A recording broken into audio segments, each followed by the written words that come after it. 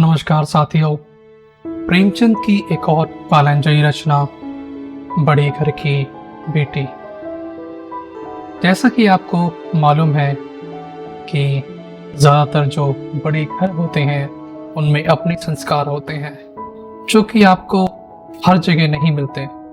उसी पर प्रेमचंद ने एक कहानी लिखी, बड़े घर की बेटी। तो चलिए कहानी का प्रथम भाग शुरू करते हैं। बेनी माधव सिंह गौरीपुर गांव के जमींदार और नंबरदार थे। उनके पितामह किसी समय बड़े धन धान्य संपन्न थे।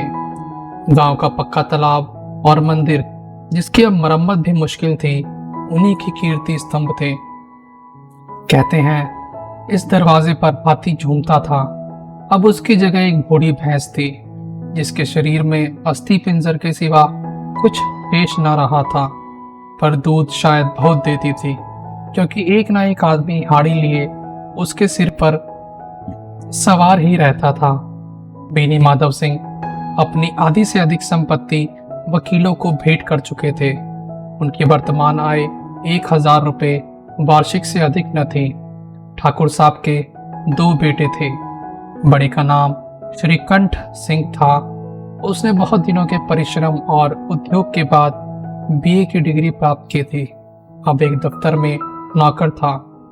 छोटा लड़का लाल बिहारी सिंह दोहरे बदन का सजीला जवान था। भरा हुआ मुखड़ा, चौड़ी छाती, भैंस का 2 सेर ताजा दूध वह उठकर सवेरे पी जाता था। श्रीकंठ सिंह की दशा बिल्कुल विपरीत थी। नेत्रप्रिय गुणों को उन्होंने बीए इन्हीं 2 अक्षरों पर निछावर कर दिया। इन 2 अक्षरों ने उनके शरीर को निर्बल और चेहरे को कांतिहीन बना दिया। इसी से वैदिक गंधों पर उनका विशेष प्रेम था। आयुर्वेदिक औषधियों पर उनका अधिक विश्वास था। शाम सवेरे से उनके कमरे में प्राय खरल की सुरीली कर्ण मधुर ध्वनि सुनाई देती दिया करती थी। लाहौर और कलकत्ते के वैद्यों से बड़ी लिखा पड़ी रहती थी।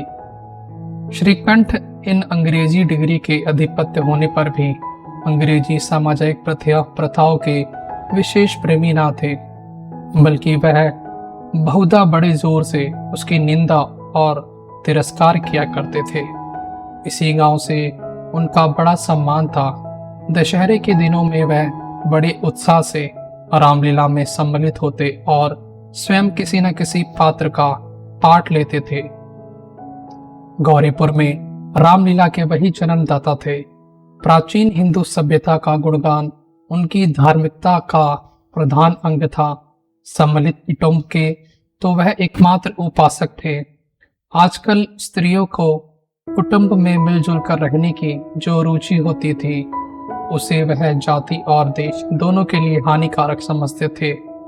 यही कारण था कि गांव की ललनाएं उनकी निंदक थी। कोई कोई तो उन्हें अपना शत्रु समझने में भी संकोच न करती। स्वयं उनकी पत्नी को ही इस विषय में उनसे विरोध था।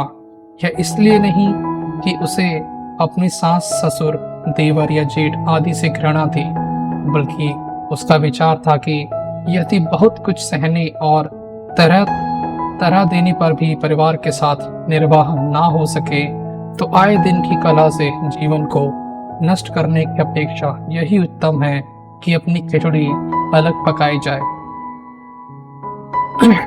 आनंदी एक बड़े उच्च कुल की लड़की थी। उसके बाप एक छोटी सी रियासत के तालुकदार थे। विशाल भवन, 1 हाथी, 3 कुत्ते, बाज, बहरी शिकारे, झाड़ू फानोस, ऑनरेरी मजिस्ट्रेटी और ऋण, जो एक प्रतिष्ठित तालुकेदार के भोग्य पदार्थ हैं, सभी यहाँ विद्यमान थे।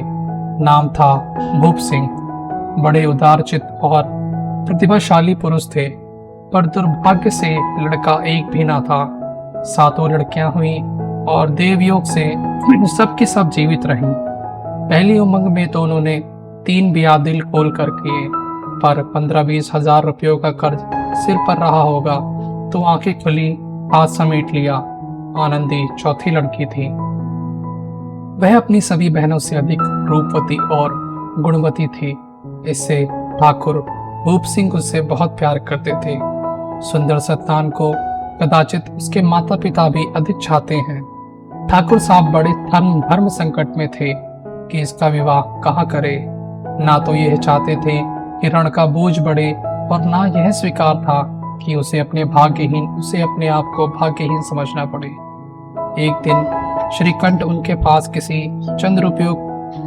के चंद रुपये मांगने आए। शायद नागरी प्रचार का चंदा था। भूप सिंह उनके स्वभाव पर रीझ गए और धूमधाम से श्रीकंठ सिंह का आनंदी के साथ विवाह हो गया। आनंदी अपने नए घर में आई तो यहाँ के रंग ढंग कुछ और ही देखे। जिस टीम टाम को उसके बचपन से आदत पड़ी हुई थी वह यहाँ नाम मात्र भी नहीं था। हाथी घोड़ा तो कहना ही क्या, कोई सजी हुई सुंदर बहली तक न थी। रेशमी स्लीपर साथ लाई थी, पर यहाँ बाग कहाँ।